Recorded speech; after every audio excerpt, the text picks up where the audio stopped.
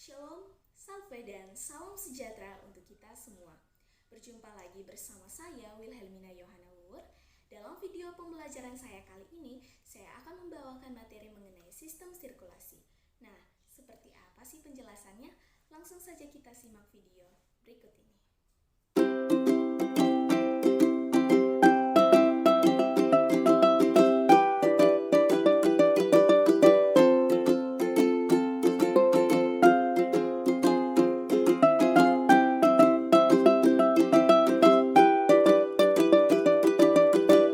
Organ penyusun sistem peredaran darah manusia yang pertama yaitu jantung.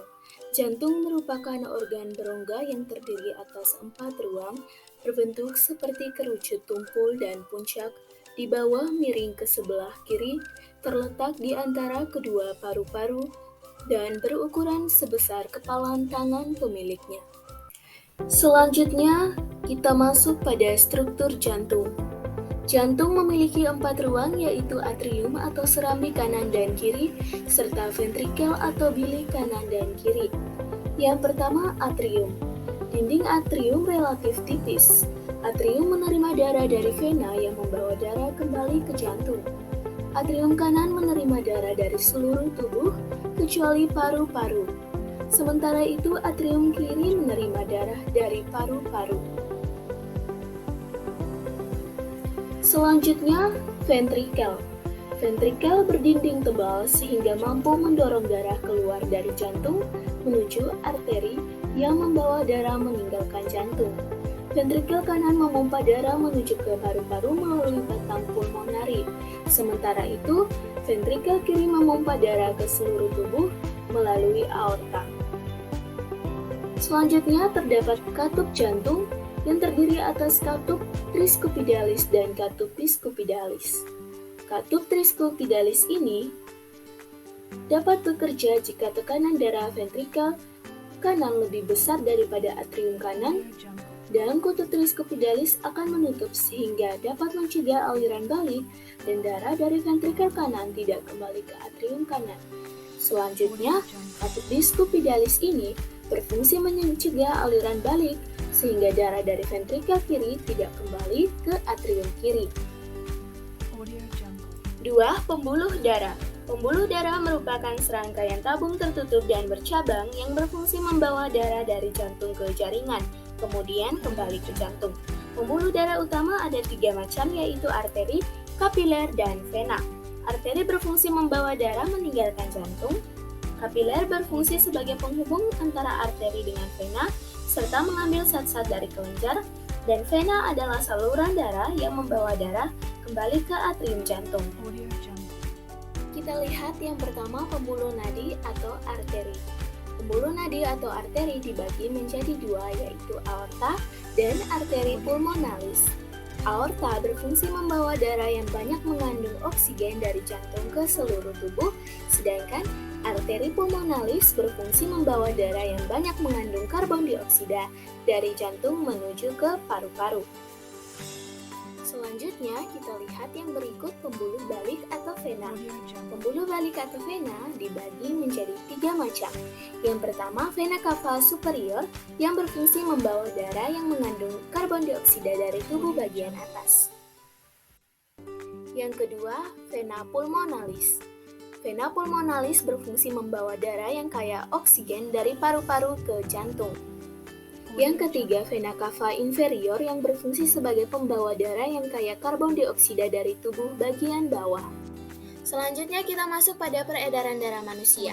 Peredaran darah pada manusia adalah peredaran darah tertutup karena darah mengalir di dalam pembuluh darah. Peredaran darah manusia juga disebut peredaran darah ganda. Hal ini dikarenakan darah melewati jantung sebanyak 2 kali dalam 1 kali peredaran. Nah, selanjutnya juga, peredaran darah pada manusia ini terdiri dari peredaran darah pulmonalis dan peredaran darah sistemik. Nah, seperti apa sih mekanismenya? Langsung saja kita lihat mekanisme sistem peredaran darah berikut ini.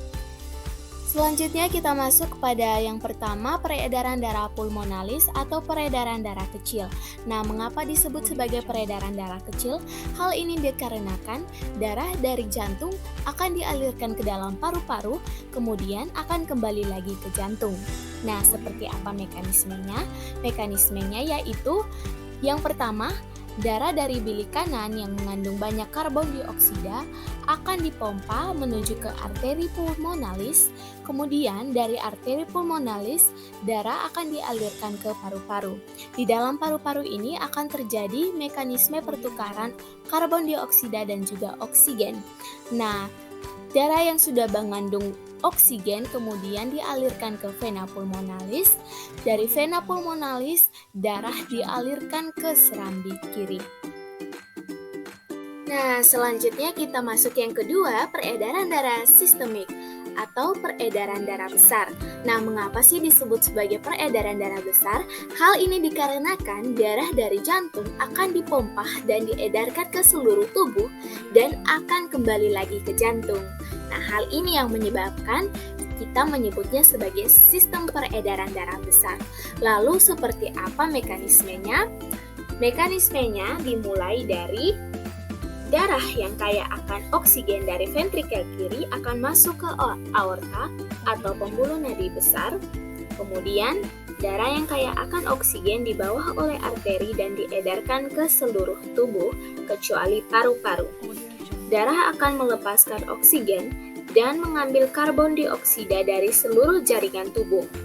Darah yang kaya akan karbon dioksida dibawa oleh vena cava menuju ke atrium kanan. Ventrikel akan relaksasi, kemudian katup tricuspidalis terbuka, darah akan mengalir ke ventrikel kanan. Nah, selanjutnya akan terjadi kembali lagi sistem peredaran darah kecil atau sistem peredaran darah pulmonalis. Demikian penjelasan saya mengenai sistem sirkulasi. Semoga penjelasan saya tadi dapat bermanfaat bagi kita semua. Saya Wilhelmina Yohana Wuwur, mohon pamit dari hadapan Anda semua. Sekian dan terima kasih.